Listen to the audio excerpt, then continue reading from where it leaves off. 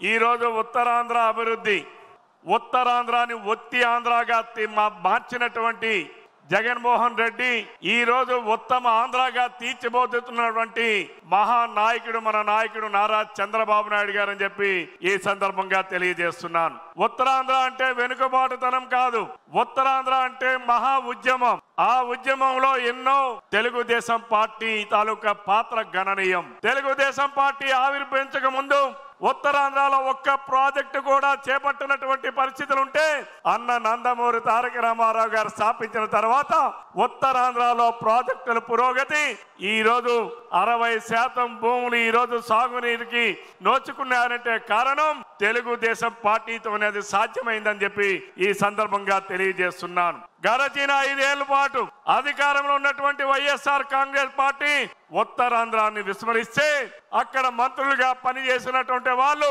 జగన్మోహన్ రెడ్డి అరాచకాలకు ఒత్తాసు పలికారే తప్ప ఉత్తరాంధ్రకి న్యాయం చేసినటువంటి పరిస్థితులు లేవు అని చెప్పి ఈ సందర్భంగా తెలియజేస్తా ఉన్నారు.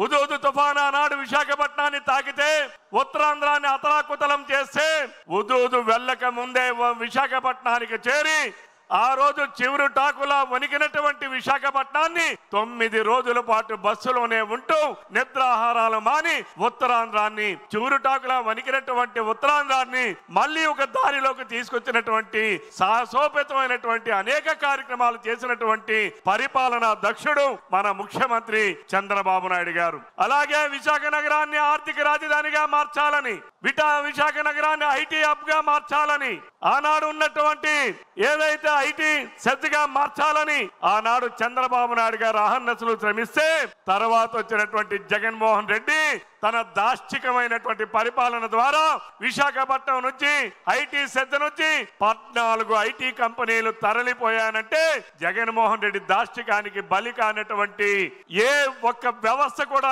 లేదు అనడానికి ఇదొక నిదర్శనం అని చెప్పి ఈ సందర్భంగా తెలియజేస్తున్నాను.